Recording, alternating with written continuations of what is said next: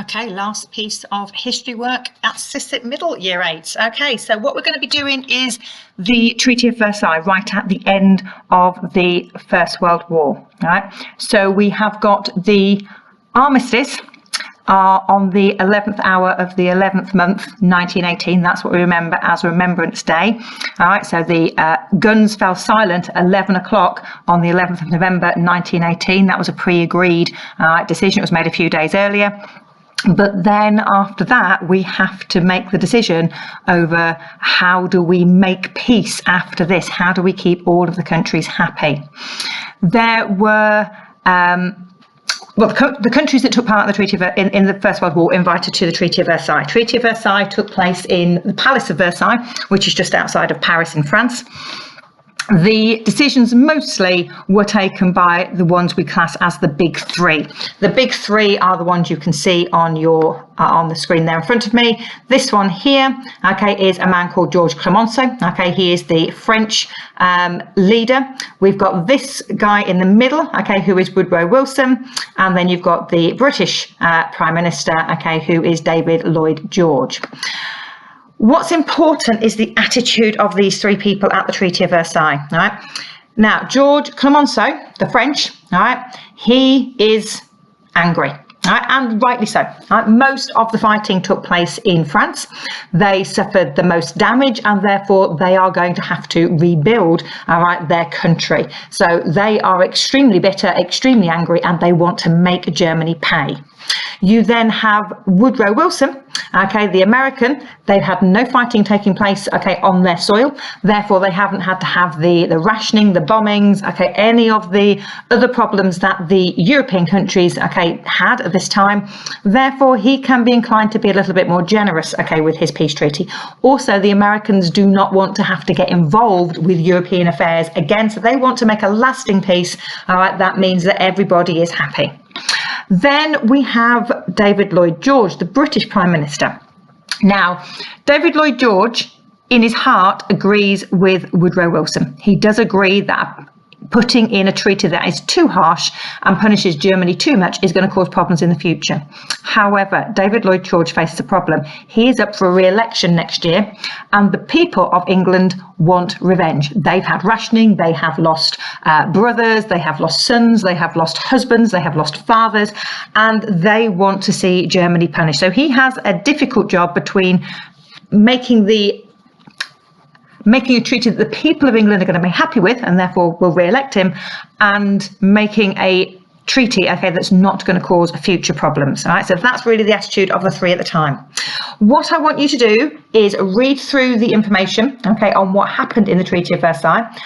You've got a summary of it here. I'd like to put that into a spider diagram in your book so you can see exactly, okay, what happened. One point I forgot to mention when I was talking about who was at the treaty, one country that was not invited to the treaty, okay, was Germany.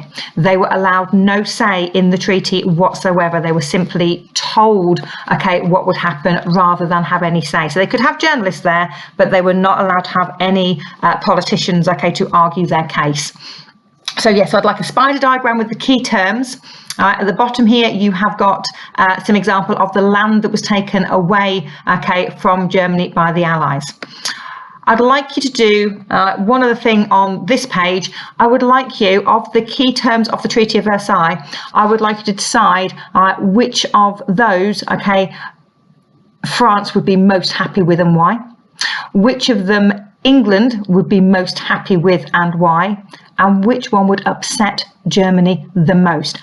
All of them, I think, will upset Germany, but which do you think would make Germany most aggrieved, most angry? All right, so that's your first activity, all right? Giving me the key terms of the Treaty of Versailles and having a look at which ones you think, all right, Germany would hate the most, England would have liked the most, and France would have liked the most. And your second activity this week, then year 8, is to do another source piece of work for me. So you're going to be looking at this source here. Now let me read it to you because it is quite hard to read. Here in this speech bubble up here, it says you've got to swallow it whether you like it or not. You've got what's called the Big Four pills. All right, we've actually got the Belgian leader, Briand, on that as well. So rather than it be the big three, it's the big four in this one's. But this says the Big Four pills. All right, and the pill, which you can see here on the spoon, says peace terms on it. Right, and then you've got a person here, okay, being held, okay, in a fist, and on the fingers of the fist are various countries, okay, that were at, okay, the Treaty of Versailles. So that's your source itself. What you then have to say is, how is this source useful to someone studying the Treaty of Versailles? Right, we're just doing the 2 bullet points, not the one at the bottom. That's why I've got that one crossed out. First of all, what can you learn or infer that is useful about that source? So what is that source telling us about the Treaty of Versailles?